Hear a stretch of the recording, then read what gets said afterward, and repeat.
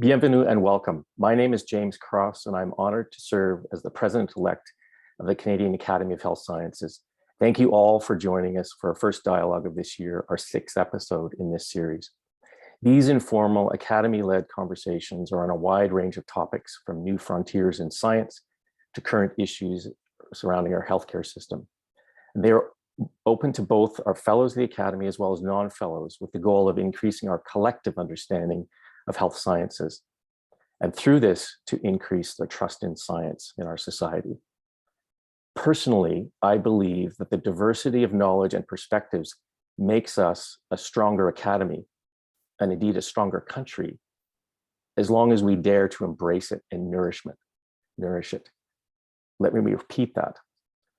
Personnellement, je crois que la diversité des connaissances et des perspectives fait de nous une académie plus forte et un pays plus fort si nous osons l'embrasser et le nourrir. In that spirit, it is important to recognize that the offices of the Canadian Academy of Health Sciences are in Ottawa, which is located within the unceded and unsurrendered Algonquin Anishinaabe territory, whose presence there reaches back time immemorial. We recognize the role of the Anishinaabe Algonquin Nation as the customary keepers and defenders of the Ottawa River watershed and its tributaries.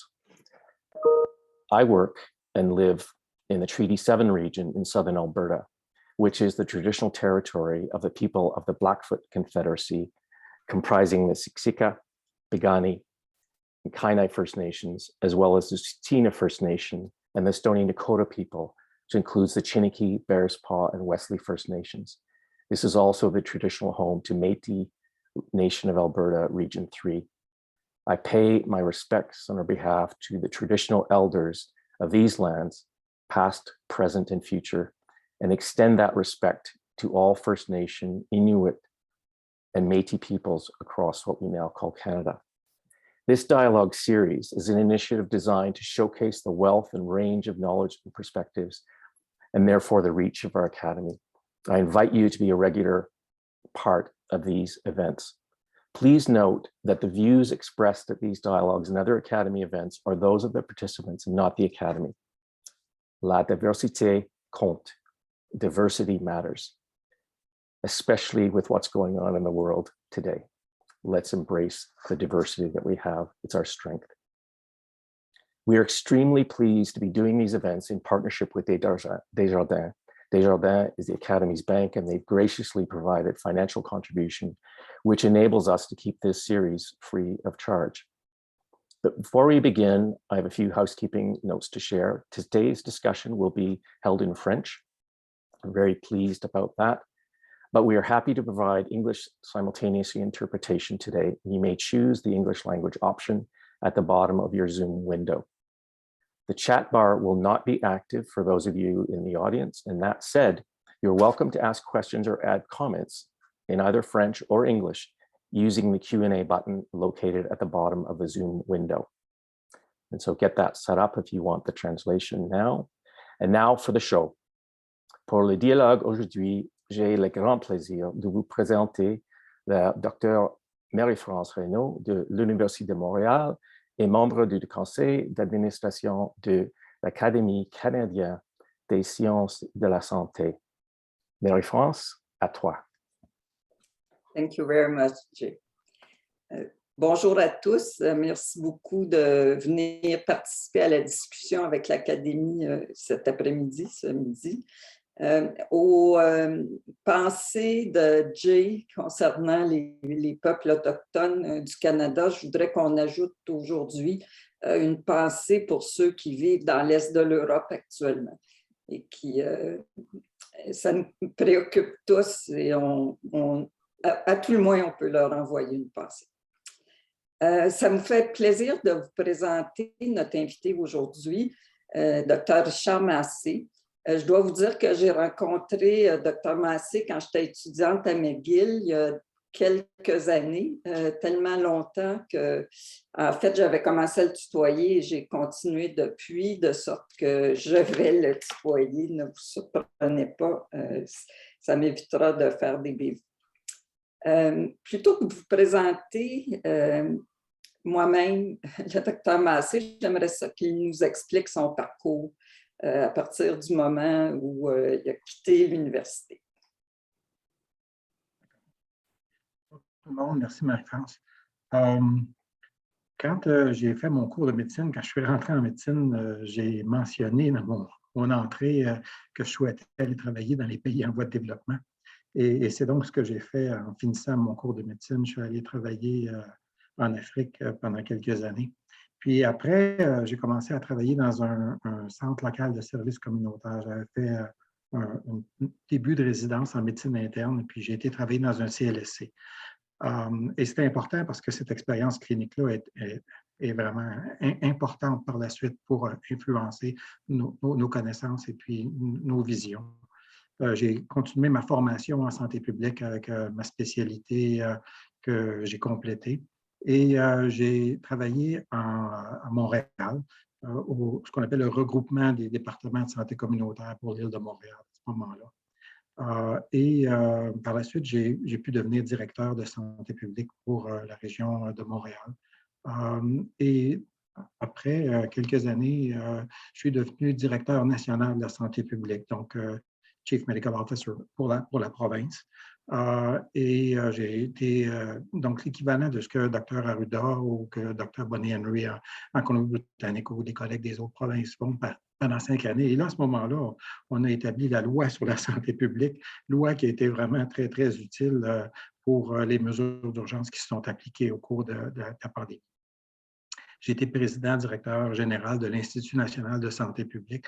J'ai aussi, après, travaillé entre ces périodes à l'école de santé publique de l'Université de Montréal. En fait, j'ai été le premier directeur de l'école de santé publique quand on l'a mis au monde essentiellement.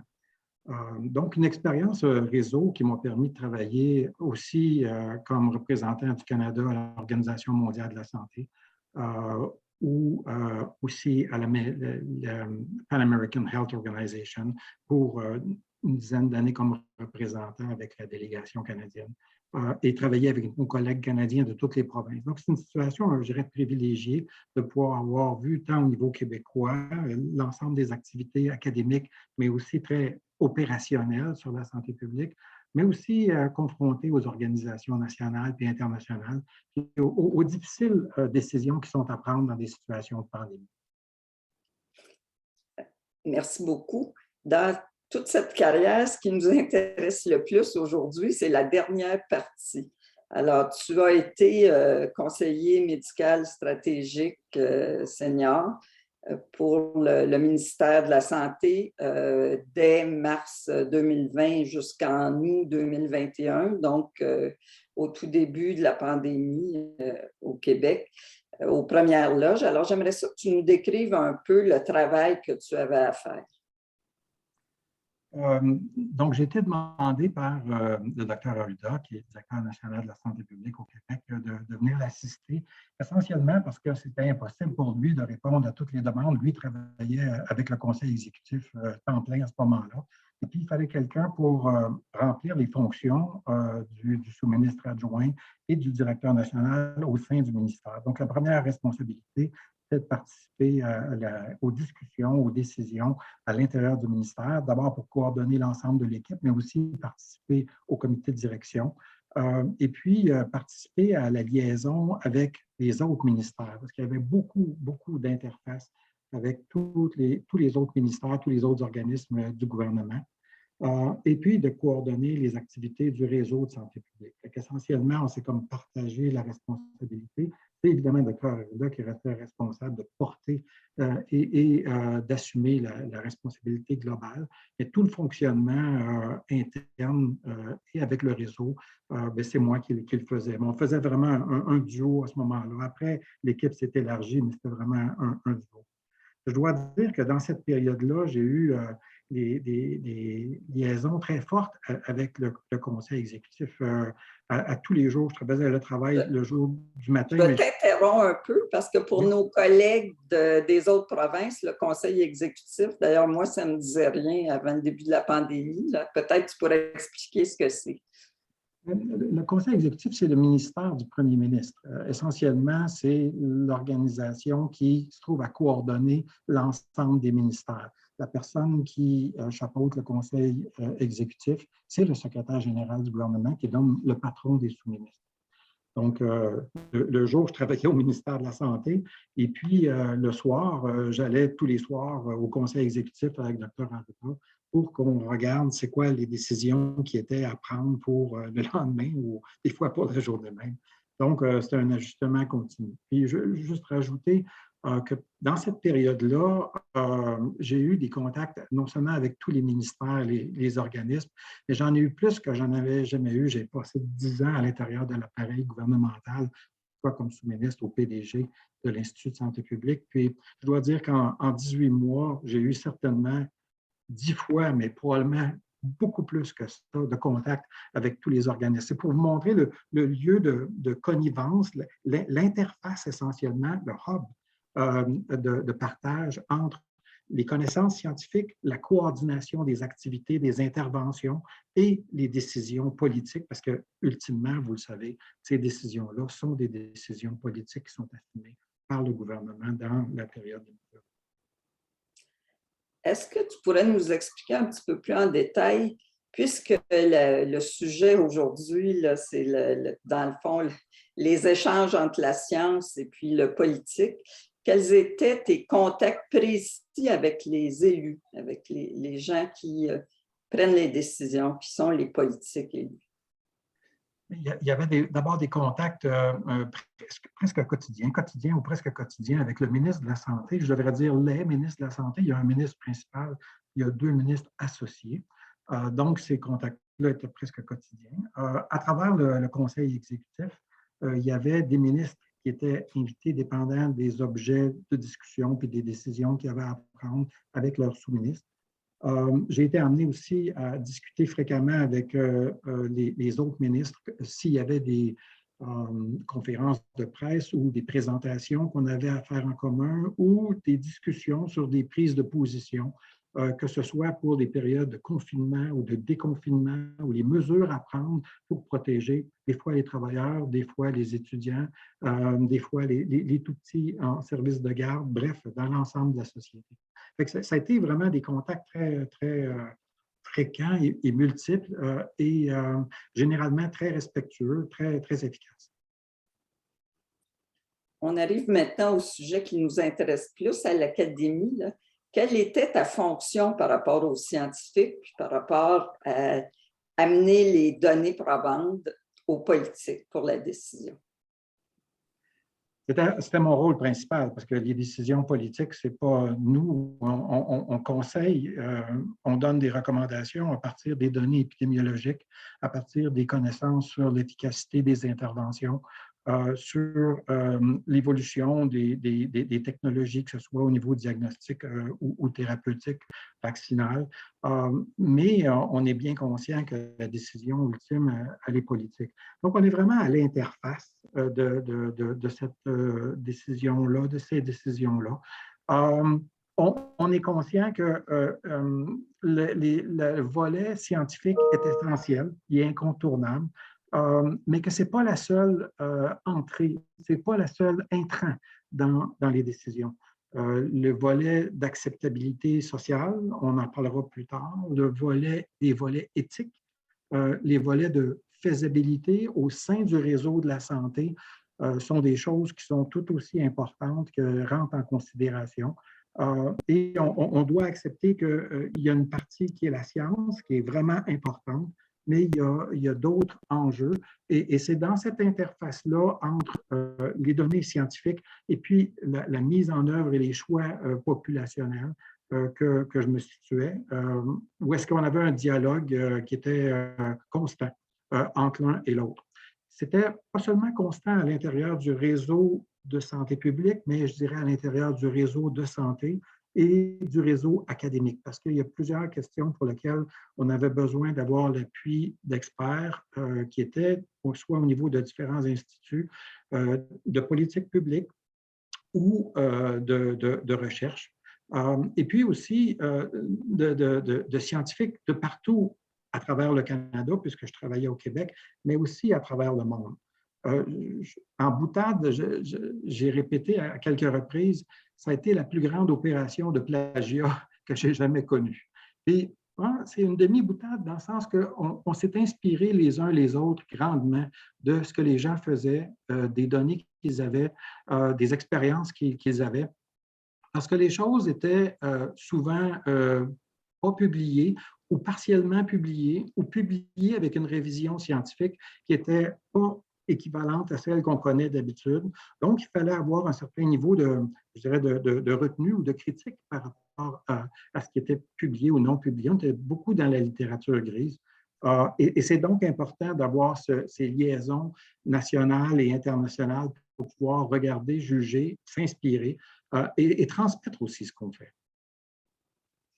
En rétrospect, là, maintenant que ça fait quelques mois que tu n'es plus directement dans le feu de l'action, qu'est-ce que tu dirais du rôle que la science a joué là, dans les premiers mois de la pandémie? Ben, la science était littéralement fondamentale parce qu'on avait besoin de savoir d'abord quel pathogène. Ça a été assez rapide par rapport à ce qu'on connaissait antérieurement pour être capable d'identifier le pathogène. Mais après, le décrire mieux, c'est quoi la période d'incubation, c'est quoi la période de transmission potentielle, c'est quoi la virulence du virus, je devrais dire des virus, puisqu'on a vu beaucoup de variants.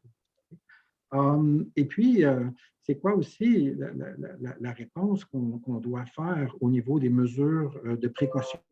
Donc, quand on regarde tous les équipements de protection personnelle ou toutes les mesures de prévention pour les infections nosocomiales ou la transmission interpersonne. Donc, c'est beaucoup de données scientifiques qu'on a besoin d'avoir pour pouvoir porter un jugement. Donc, des données qui sont à la fois épidémiologiques, suivre la situation, la connaître bien, connaître les groupes qui sont vulnérables, être capable de prendre des mesures de précaution vis-à-vis de ces gens-là.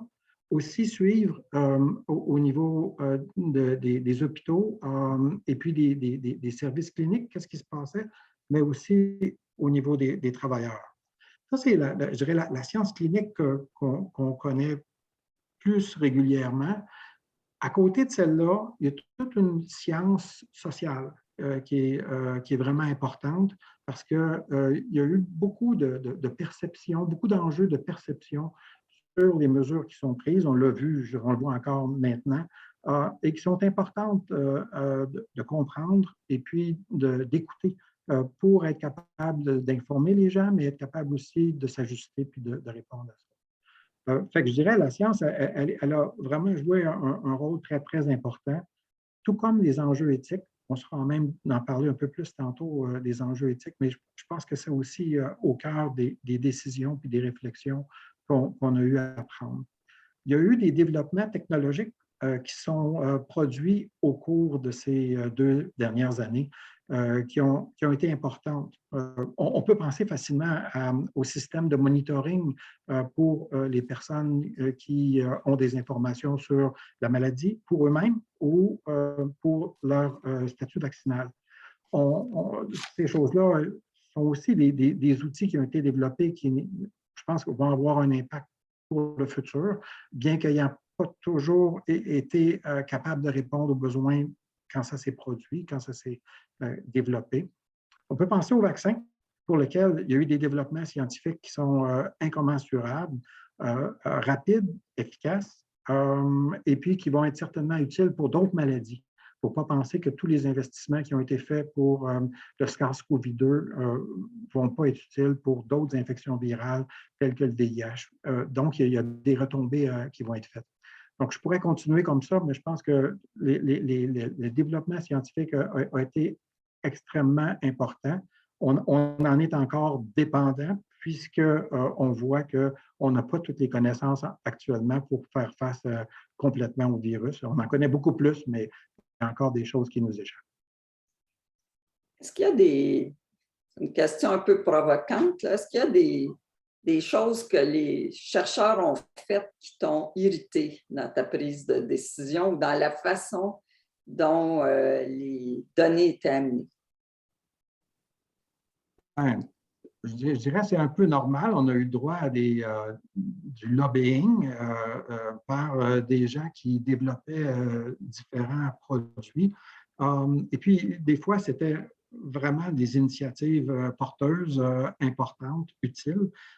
D'autres fois, les gens avaient une vision, je vais la qualifier de plus monovalente, en disant qu'ils regardaient ce qu'ils développaient, les produits qu'ils développaient, et puis il n'y avait pas à gérer d'autres considérations. Je vais donner un exemple, j'en parlais un peu tantôt, là. Quand on regarde les systèmes de monitoring individualisés électroniques, là, comme les bracelets ou autres, ou appareils qu'on met dans nos téléphones intelligents, pour être capable de savoir si on était en contact. Les gens ont poussé énormément à tous les niveaux, politiques, beaucoup, pour des outils qui, certainement dans l'avenir, vont jouer un rôle qui va être pertinent, mais qui n'étaient pas à date efficaces, puis acceptables pour la population, puis qui soulevaient d'autres enjeux éthiques. Donc, on voit qu'il y a eu là beaucoup d'efforts qui ont été mis pour quelque chose où est-ce que les gens n'avaient peut-être pas toutes les dimensions à leur portée pour pouvoir le faire. Donc, je pense qu'il faut comprendre les limitations des outils qu'on voit. Et puis, comme partout en sciences, on a des écoles de pensée. Puis en santé publique, depuis que je suis là, il y a des gens qui sont plus sur une approche de gestion de risque, donc qui acceptent qu'il y a des risques qui sont inévitables, mais qu'on doit gérer pour les minimiser. Puis il y en a d'autres qui veulent essayer de réduire à zéro les risques, l'école de zéro risque. Et puis, l'école de zéro risque emmène à prendre des décisions qui sont des fois extrêmes. Et puis, ça devient comme une bataille ou une tension. Peut-être qu'on devrait mieux le mettre comme sous forme de tension, qui n'est pas nécessairement utile de le mettre comme ça. Je pense qu'il faut écouter les différents points de vue, mais ce n'est pas parce qu'on a un point de vue scientifique avec des connaissances X que ça doit résumer tout ce qui doit être fait. Il y a d'autres considérations qu'il faut qu'ils soient mis. Ce qui m'a irrité des fois, si on peut dire, c'est le fait qu'il y avait des gens qui avaient un regard qui était plus monovalent. Mais ce n'est pas surprenant, ce n'est pas nouveau, c'est juste un phénomène qui était exacerbé dans la période actuelle. Et c'est bon d'avoir des points de vue différents parce que ça permet de réfléchir puis de regarder d'autres horizons que ceux qu'on connaît. Donc, je ne suis pas du tout en train de dire que ce n'est pas une bonne chose, mais je pense qu'il faut faire attention à ne pas tomber dans une vision trop étroite des données scientifiques. Tu dis que ton rôle, dans le fond, c'était de faire la traduction des données scientifiques pour les décideurs, pour les ministres, le premier ministre, dans des interactions quotidiennes. Comment s'était reçue la science? On imagine que les élus, dans cette période-là, avaient une énorme responsabilité sur leurs épaules. On leur demandait de prendre des décisions qu'aucun élu auparavant avait prises en temps de paix. Comment, quand on leur arrivait avec des données scientifiques, c'était reçu? Est-ce qu'il y avait de la place mentalement pour incorporer ça? Est-ce que c'était bienvenu? C'était trop compliqué? Il y a une très grande réceptivité aux informations scientifiques, je dirais une soif de l'information pour être capable de prendre des décisions. Donc, ce n'est pas nécessairement toute l'information scientifique, mais dès qu'il y a un impact sur la prise de décision, il y avait un intérêt très grand. Même des choses qui peuvent sembler assez complexes au premier abord, les données épidémiologiques, ça peut devenir complexe. Les données de modélisation, on en a eu beaucoup, encore maintenant, ça peut devenir complexe, mais je pense qu'il faut trouver une façon de transmettre cette information-là sans que ce soit trop complexe, il faut que ce soit utile. Puis dans la mesure où est-ce que les gens voient que c'est utile à la décision, il y a un très grand intérêt de la part des gens du politique. Ceci dit, les gens en politique, ils vont aller moins dans les nuances que nous autres, on peut le faire. Et à ce moment-là, ils peuvent vouloir pousser les décisions plus rapidement. Pourquoi vous ne le faites pas tout de suite? Puis pourquoi vous le faites pas, pourquoi vous le faites avec toutes ces nuances? Pourquoi vous ne l'appliquez pas d'emblée?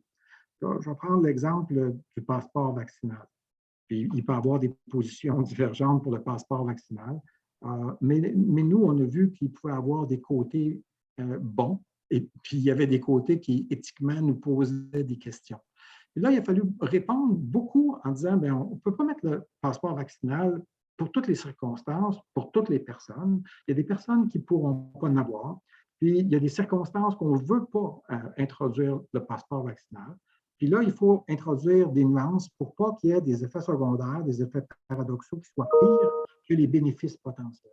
Et ça, c'est difficile à expliquer parce que les politiciens ont tendance à vouloir dire, bien, on le fait maintenant, puis on l'applique.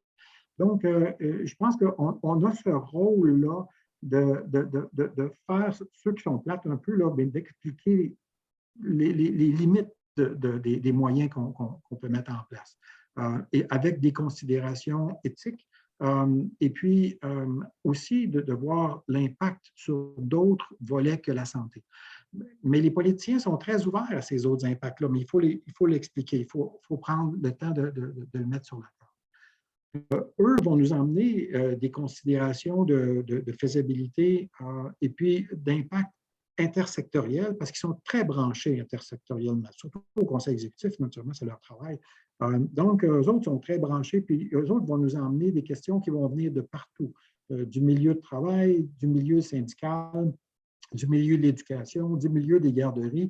Et c'est des questions qui sont très, très concrètes, pour lesquelles, des fois, c'est des exemples qui peuvent être sembler très pointus, mais c'est important d'aller dans ce niveau de détail-là pour bien comprendre les limites, les subtilités des recommandations qui sont faites. Donc, c'est un travail d'ajustement en continu, là. Peut-être qu'on voit dans les recommandations qui ont été faites, souvent on dit, c'est la santé publique qui nous a recommandé ci, c'est la décision de la santé publique. Bon, on n'est pas naïf par rapport à ça. On sait très bien qu'il y a des recommandations de la santé publique, puis il y a des décisions politiques. Mais en vérité, il y a tellement d'échanges au quotidien sur les décisions qui sont prises qu'il y a une interface très, très étroite entre l'un et l'autre. Et ça serait difficile de faire autrement. On pourrait dire, la science va faire ses recommandations, puis la politique va décider. La vraie vie, celle que j'ai vécue, en tout cas pendant les 2 dernières années, ça a été que c'est extrêmement interrelié l'un avec l'autre. On a beaucoup parlé de la science, des chercheurs, de ce qu'ils sont en mesure d'amener à la décision politique. Il y a beaucoup de cliniciens à l'Académie aussi là, qui sont des champions de leur domaine. Qu'est-ce que les cliniciens ont amené dans une crise de santé publique? Les cliniciens nous ont amené des connaissances incroyables. D'abord parce qu'il y a beaucoup de cliniciens qui font de la recherche, qui font de l'évaluation, qui connaissent très bien leur clientèle et puis qui sont capables de nous donner des nuances, que ce soit au niveau des virus qui changent, de leur impact, de la façon que les mesures sont vécues aussi par leurs différents patients, que ce soit des personnes âgées, que ce soit des tout-petits. Et puis aussi, tout le volet de la prévention des infections en milieu de soins. Puis on l'a vu au niveau de la longue durée, que ça a été extrêmement difficile à vivre, la non-préparation du réseau. Donc, les cliniciens ont joué un rôle fondamental. Puis plusieurs cliniciens ont joué un rôle de liaison entre le secteur académique puis le secteur clinique. Dans le sens qu'il était lié à l'un et à l'autre. Et à ce moment-là, si on avait besoin d'aller chercher des données ou générer des données, ou eux-mêmes généraient des données en nous disant on a tel type de clientèle, je vais penser aux personnes immunosupprimées pour lesquelles on a eu des liens avec des groupes de cliniciens qui travaillaient avec ces patients-là et qui ont offert de faire l'évaluation de l'efficacité vaccinale dans ces différents groupes-là. Et là, ils ont joué un rôle vraiment très important pour nous aider à prendre des décisions sur qu'est-ce qu'on devrait offrir, combien de doses, à quel moment, etc. Donc, ça a été vraiment une liaison importante. Il y a eu un autre aspect de liaison avec les cliniciens différentes, je vais penser à des associations, des représentants de groupes qui sont importants. Je pense à l'Association des pédiatres, par exemple, que ce soit au niveau canadien, au niveau québécois.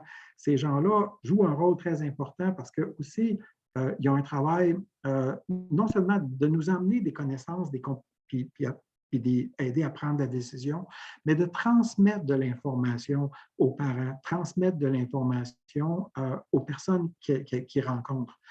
Et ça aussi, ça a été très important. Ce n'est pas un rôle facile parce que ça ne peut pas être seulement la santé publique qui véhicule l'information. Les cliniciens, donc, peuvent jouer un rôle important.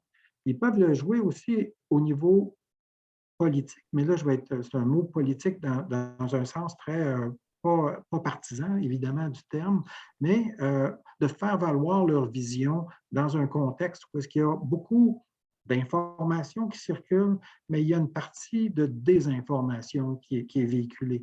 Et dans ce sens-là, les cliniciens, des fois les associations de cliniciens, ont pu jouer un rôle vraiment, vraiment important pour informer le public puis transmettre cette information-là, avec beaucoup d'autres acteurs, mais un rôle fondamental. Tu as évoqué tantôt, mais tu n'en as pas parlé beaucoup, du rôle des sciences humaines et sociales, au-delà de la science de la transmission du virus, puis de ses caractéristiques, puis des moyens de se protéger. Tu as évoqué d'autres enjeux qui pourraient être couverts, puis à l'Académie, on a aussi des chercheurs en sciences sociales, des intervenants.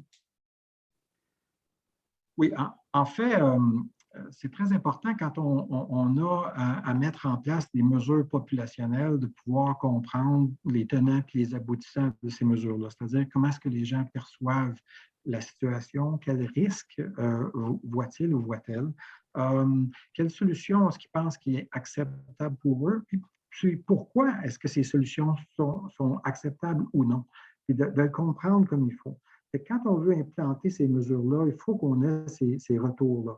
On a eu la chance d'avoir des sondages presque hebdomadaires pour être capable de suivre la situation puis de comprendre ces choses-là, puis nous aider à prendre des décisions. On a aussi appris pendant ces derniers 2 ans-là qu'il pouvait y avoir des effets paradoxaux aux mesures qu'on prenne.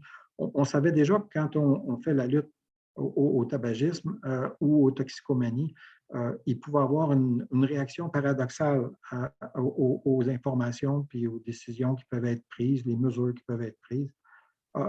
On l'a vu avec la vaccination, on voit actuellement une hésitation qui est plus importante qu'elle était dans les derniers mois. Parce que les gens connaissent mieux la maladie, puis les gens se sont sentis poussés et ça l'a comme polarisé. Il y a des gens pour lesquels il y a un certain retrait. Ça ne veut pas dire que ça va durer tout le temps, mais ça pourrait avoir un impact plus largement sur la vaccination. Puis certainement qu'il va falloir comprendre bien comme il faut les fondements de cette chose-là pour pouvoir y revenir. Donc, cette notion de compréhension-là, elle est importante. Elle s'est appliquée aussi au niveau des sondages médiatiques. Puis là, je dois dire, c'est vraiment dans l'appareil gouvernemental qu'il y a des sondages de perception dans la population. Et nous, on a été confrontés à ça très, très rapidement, très directement, parce que quand on proposait des mesures, on avait toujours les questions de « mais ça, c'est totalement inacceptable pour telle raison ou par tel groupe de population ». Donc ça aussi, ça fait partie… Nous, on avait nos propres sondages sur les connaissances, les attitudes des personnes, mais il y a aussi des sondages qui sont faits à travers les médias, puis qui sont faits toujours par tous les gouvernements là, pour être capable de voir l'impact des mesures qui sont prises. Donc ça c'est vraiment important et ça va rester des connaissances à parfaire, je dirais, pour le SARS-CoV ou pour la santé publique. À l'Académie, on a aussi des éthiciens. Tu as évoqué des problèmes éthiques. Je me demandais si tu pourrais élaborer sur quelques-uns des enjeux éthiques qui se sont présentés. Oui, tantôt, j'ai parlé des différentes technologies pour être capable de monitorer euh, le statut vaccinal des gens qu'on puisse rencontrer pour savoir si on était à risque. Mais il y a beaucoup d'enjeux autour de ça, à savoir est-ce qu'on pourrait ou non être capable, des gens malveillants, d'être capable de tirer des informations personnelles. Donc là, il y avait des enjeux éthiques autour de ça. Il y a eu des enjeux éthiques au niveau des mesures populationnelles qui étaient prises. Certaines mesures ont été prises pour limiter la transmission dans la communauté, mais ces mesures-là se trouvaient à vouloir protéger les gens plus vulnérables. Donc, je pense des gens qui sont soit hospitalisés pour des soins de longue durée ou des gens qui ont des maladies chroniques, qui sont âgés et qui ont des maladies chroniques sévères. Donc, on voulait protéger des groupes dans la population qui étaient particulièrement vulnérables, mais les mesures qu'on prenait avaient aussi des effets secondaires sur la santé mentale, des fois sur abus, violence, négligence, toxicomanie chez les plus jeunes. Et là, il fallait vraiment doser, hein, entre guillemets, est-ce qu'on fait payer plus les enfants pour protéger plus les gens plus vulnérables dans la société? Ça, c'est un enjeu éthique pas simple. Et puis, là aussi, il y a besoin d'avoir une réflexion puis une information sur l'impact des mesures qu'on prend. Il y en a au niveau des vaccins. On n'avait pas tous les vaccins qu'on voulait. Évidemment, au début, c'était très restreint. Puis, il a fallu faire une priorisation d'accès. Et là, vous voyez tous les enjeux éthiques autour de cette chose-là. Qui on priorise, pour quelles raisons, pourquoi on ne priorise pas tel autre groupe ou un groupe au détriment d'un autre groupe. Puis, donc, ça a été quelque chose qui a été débattu. On a un comité d'éthique en santé publique qui est associé à l'Institut national de santé publique. Et donc, ils nous ont donné des avis. C'était vraiment pertinent d'avoir ces avis éthiques-là. Donc là, il y a eu des choix à faire. Mais on a la même chose par rapport aux traitements qui sont offerts. On le voit maintenant là, avec le Paxlovid, les limitations d'accès qu'il peut y avoir. Donc, il y en a constamment des enjeux éthiques de ce genre-là. Pour lequel il faut balancer les avantages et les inconvénients ou balancer les impacts dans certaines clientèles, certains groupes de personnes versus les autres, puis comment est-ce qu'on fait ce choix-là. Puis on ne veut pas non plus se retrouver à mettre une hypothèque sur les gens pour le futur trop importante. Donc là aussi, on a comme un choix à faire. Il y a eu des choix qui ont été faits au niveau des provinces, au niveau des régions. Il y en a qui ont été faits au niveau du gouvernement fédéral. Puis un de ces enjeux-là qui a été vraiment important, ça a été de dire on veut maintenir la société, je vais la qualifier de relativement fonctionnelle. Ça veut dire donner des montants d'argent. Et on pourrait dire, mais on n'est plus dans la santé, puis mais essentiellement, on est beaucoup dans la santé parce que préserver la capacité des gens de continuer de vivre et de fonctionner dans une période qui a beaucoup de nuisances au niveau du travail, puis beaucoup d'impact pour arrêter certaines activités. C'est aussi un geste santé important, un geste aussi pour lutter contre certaines inégalités. Je ne veux pas dire que c'est parfait, je ne veux pas dire qu'il n'y a pas eu de problème, mais vous voyez, là, on a décidé de mettre la société à pause, de protéger les gens en partie. Et puis là, il faut redémarrer la société.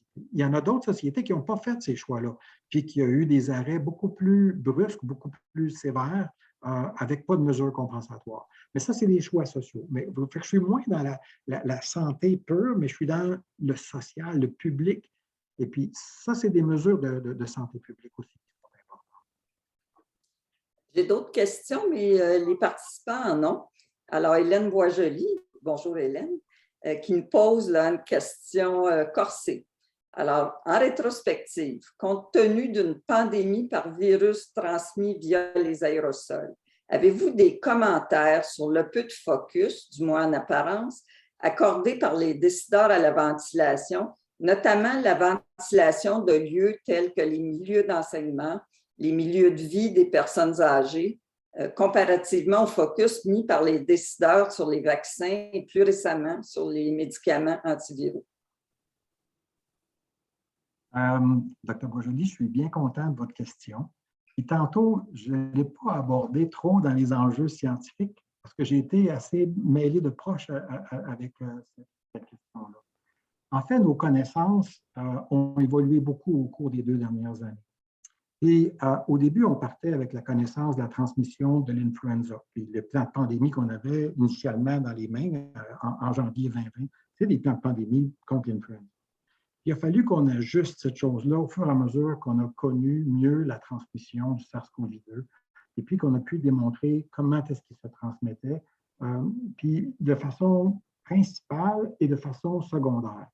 De façon principale, surtout par des gouttelettes ou des micro-gouttelettes à courte distance, donc à moins de 2 mètres. Ça, c'est la grande majorité de la transmission. Au fur et à mesure que le temps a évolué, on a montré qu'il pouvait y avoir une transmission par aérosol, donc à une distance plus que 2 mètres dans certaines circonstances. Quand il y avait des manipulations, par exemple, on faisait une intubation ou une réanimation cardio-respiratoire, bon, évidemment, oui. Mais aussi quand on retrouvait des gens dans des lieux qui sont clos, plusieurs personnes, des lieux qui sont mal ventilés, après un certain temps, il pouvait s'accumuler des particules dans l'air qui pouvaient se transmettre à plus de personnes. Et c'était vraiment comme, c'est-à-dire, qu'est-ce qui est le plus important? Est-ce que c'est vraiment une transmission à courte distance ou c'est une transmission à longue distance? La démonstration, c'est, puis la science actuelle, elle pourrait évoluer. Il faut être très modeste là-dedans. Il faut comprendre qu'on n'avait pas toutes les connaissances. On les a peut-être, on les a pas toutes encore, mais ce qu'on voit, c'est que la majorité de la transmission est à courte distance. Donc, les mesures qui ont été privilégiées, ça a été des mesures de précaution proches. Il y a des circonstances où est-ce que les enjeux de ventilation ont joué un rôle plus important et là, il faut prendre des mesures particulières. Du point de vue de la ventilation dans le milieu scolaire, puis ça fait longtemps que je m'en occupe, depuis 20 ans, il n'y a presque pas eu d'évolution. Les recommandations qui ont été faites pour le milieu scolaire, ça a été de dire qu'on doit baliser, monitorer, suivre, améliorer les systèmes de ventilation, puis avoir une rétroaction sur les systèmes de ventilation dans tous les milieux scolaires. Et là, les recommandations ont été suivies par des mesures de monitoring, puis par des mesures de correction. Est-ce que c'est assez rapide? On pourrait dire que c'est jamais assez rapide. Est-ce que ça s'est fait? Ça se fait maintenant, ce qui ne s'était pas fait depuis 20 ans. Là, la question derrière tout ça, c'est est-ce qu'on doit mettre des systèmes portables de ventilation dans toutes les classes avec des filtres EPA ou non? Réponse, sauf exception de l'exception, ce n'est pas la chose qu'il faut faire. Ce qui doit être fait, c'est d'avoir des systèmes de ventilation parce que beaucoup des écoles, des classes, surtout au niveau primaire et secondaire, au niveau universitaire, c'est certainement beaucoup moins fréquent. C'est des systèmes mécaniques, puis il faut entretenir les systèmes mécaniques pour qu'ils soient performants. Puis ça, je pense qu'il y a déjà des plans qui sont adéquats. Mais donc, ce qu'il faut, c'est avoir des systèmes de ventilation mécanique partout. Puis dans d'autres cas, bien, il faut compenser les systèmes qui sont en place actuellement. Donc là, le débat, ce n'est pas que les gens ne s'en sont pas occupés, c'est que c'est une tâche dantesque, une tâche énorme, puis qui est en train de se faire. Mais on ne peut pas penser qu'en 1 an, on peut reprendre le retard qu'on a pris 20 ans à mettre, qui n'a pas été fait pendant 20 ans de temps. Et ça, c'est vraiment un problème. Est-ce que les recommandations ont été faites? Oui. Est-ce qu'ils sont suivis? Oui. Est-ce que c'est assez rapide? Non. Puis je pense qu'il va falloir être très vigilant pour être sûr qu'on ne met pas en arrière. Mais là, vous voyez que j'ai un peu la chèvre et le chou, là. Je pense que, puis ça a été écrit, puis on l'a défendu, il faut absolument qu'on investisse beaucoup plus encore dans la ventilation. Mais je pense qu'on doit être très prudent pour dire, comme d'aucuns l'ont mentionné, ben on va commencer à mettre des systèmes portables de ventilation avec des filtres EPA partout parce que ça va régler la solution. Ça, les données scientifiques ne montrent pas cette chose-là. Vous voyez, des fois, il ne faut pas aller à l'extrême. Il y a encore une fois, il y a des circonstances très particulières pour lesquelles ça peut être pertinent, Mais il faut faire attention pour ne pas aller à l'extrême, parce qu'à l'extrême, on rentre dans des choses qui ne sont pas nécessairement les données, ce que les données scientifiques nous disent de faire maintenant. Une autre question qui vient d'Hélène Carabin. Alors, bonjour Hélène aussi. Pour faire suite à la question de l'autre Hélène Boisjoli, compte tenu de l'origine animale du virus, du fait qu'il infecte de nombreuses espèces animales en plus de l'espèce humaine, je pense qu'on a eu aujourd'hui une confirmation d'une infection à partir d'un cerf, en tout cas si j'ai bien lu la nouvelle.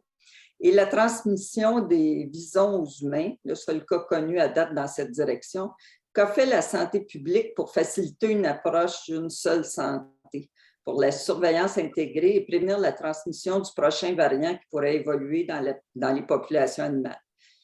Les vétérinaires ont été découragés de tester des chats, par exemple. Écoutez, je suis convaincu que l'approche d'une seule santé, c'est une approche qui est vraiment importante et porteuse. Je dois avouer que dans les 2 dernières années, on a été très, très concentré pour la transmission interhumaine. Puis tant qu'on est dans une phase pandémique, c'est un peu difficile de ne pas se concentrer là où est-ce que la transmission principale se fait.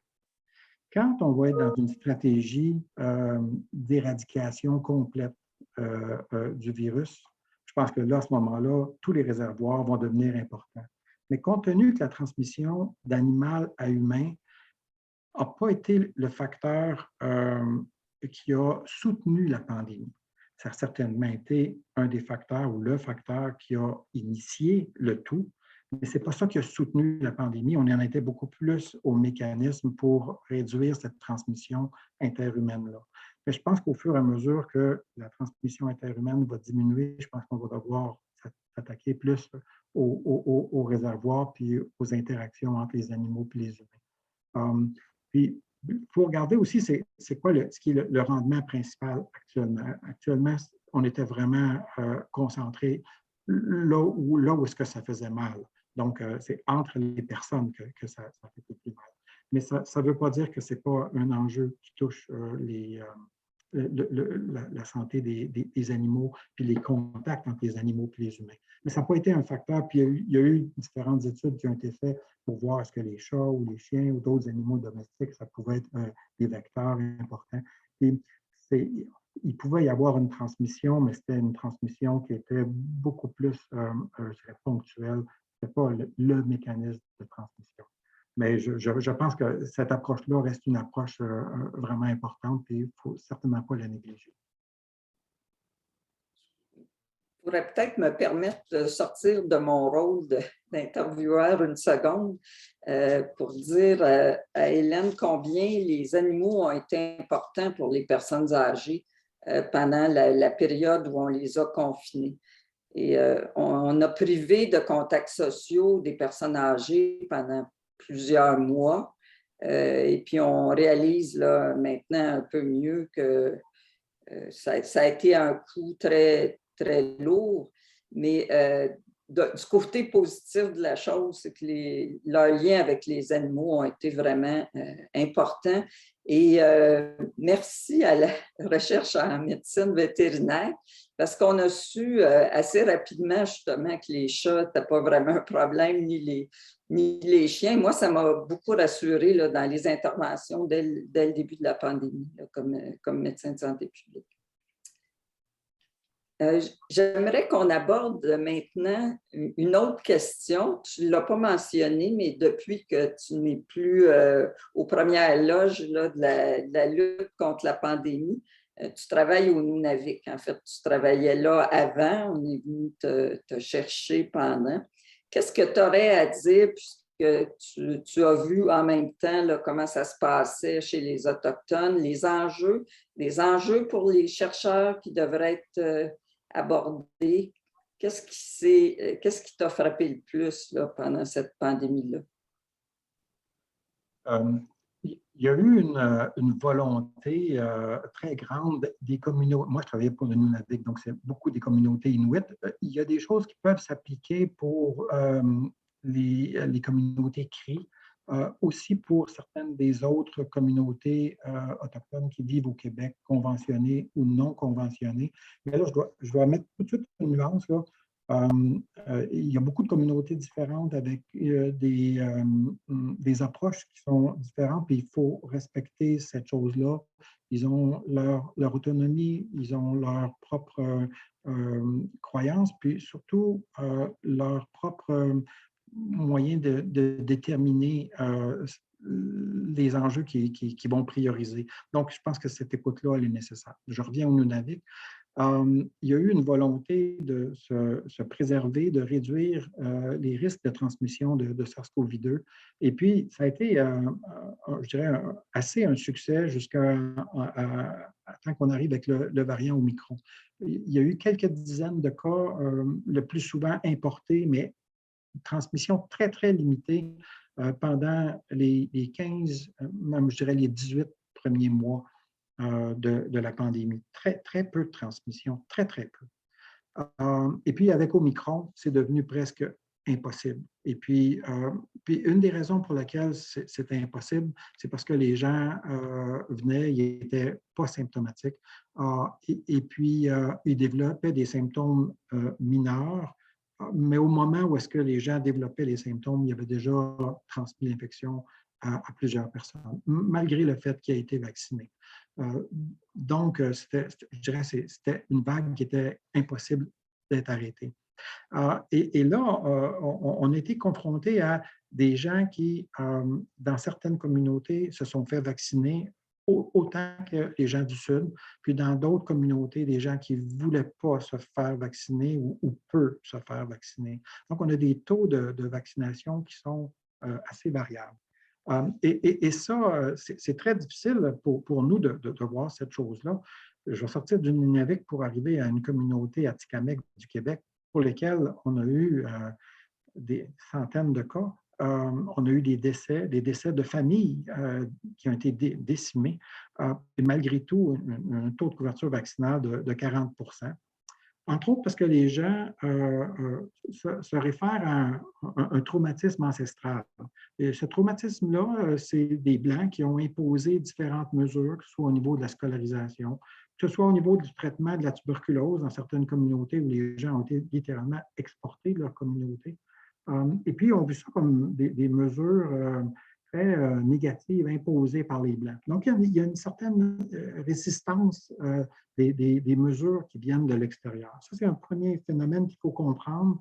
Et au début, on pourrait dire, oh, ben, oui, mais on devrait passer par-dessus, ça fait longtemps. Ça ne fait pas très longtemps, puis ça a été très important. Fait que moi, c'est peut-être une des choses que j'ai appris, c'est que ce traumatisme-là, c'est quelque chose qu'il faut écouter, il faut le comprendre.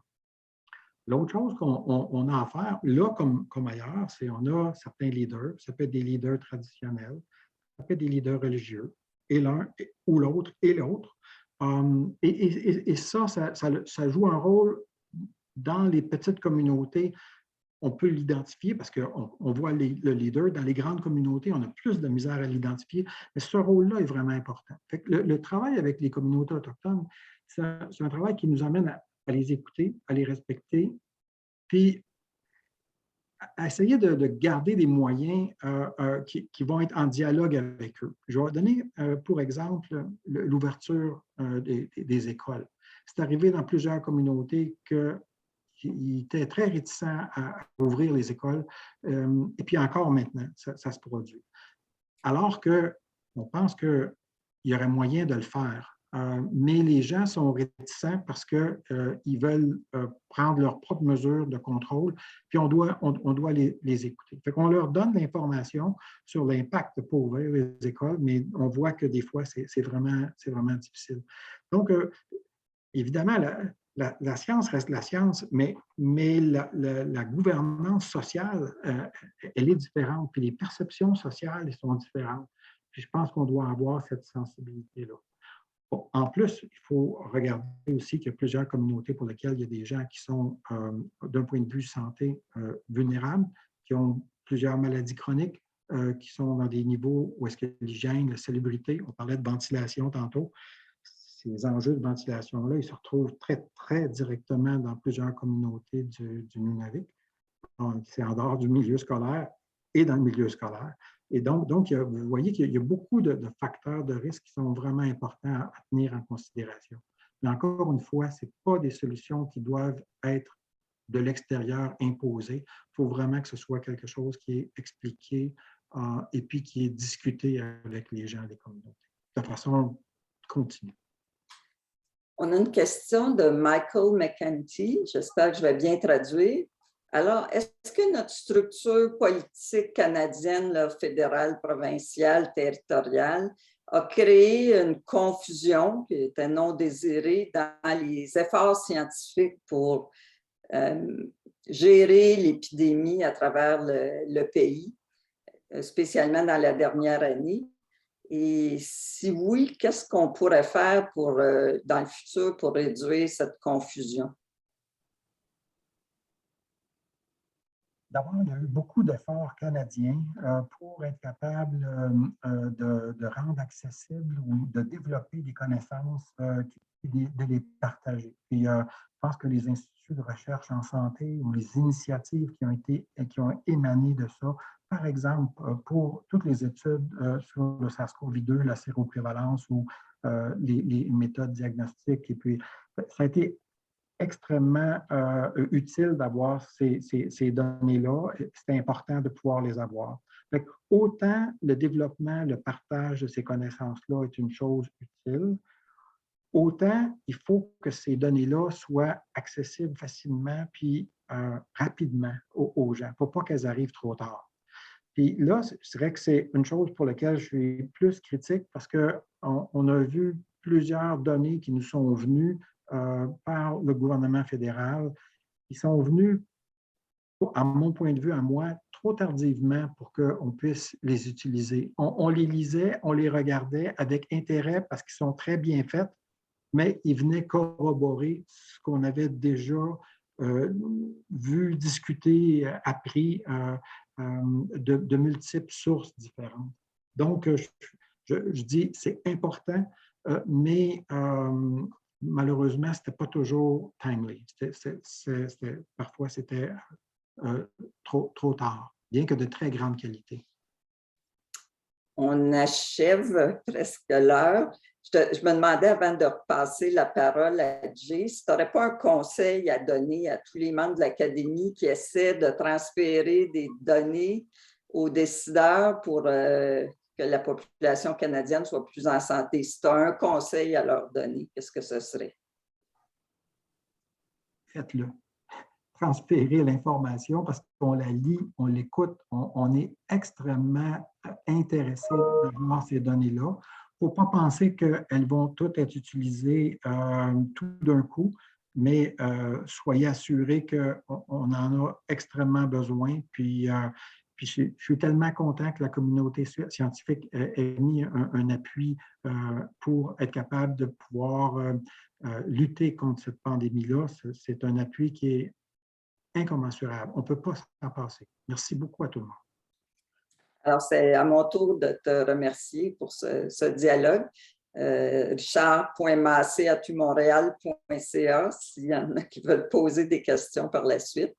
Et puis, maintenant, je repasse la parole à Jay pour la conclusion.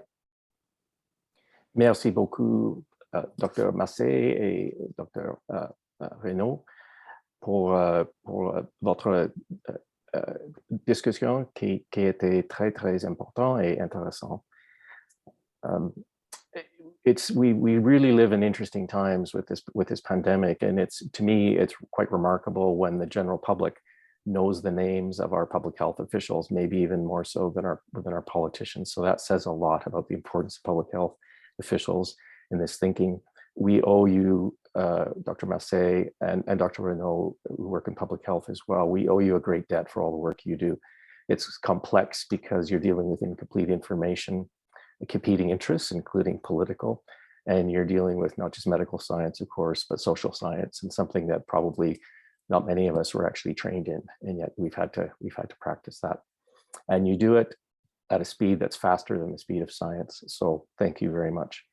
Dr. Massé, I really appreciated your comment about how you you bring people together and you use the term plagiarism when you're taking information that may not have gone through normal peer review or publication processes and you're using it to great advantage. And I think that's a great lesson for all of us that are more traditional scientists and not having to deal with working at something that's faster than the speed of science. So thank you for your comments. Before we leave, just for the audience and the panelists, please take note that there'll be future episodes in our dialogue series, one coming up in mid-March. And so scheduling information and topics will be made available very soon. So pay attention to that. So to all, thank you all for attending today's dialogue. Merci à tous. À bientôt. Au revoir. Merci. Au revoir.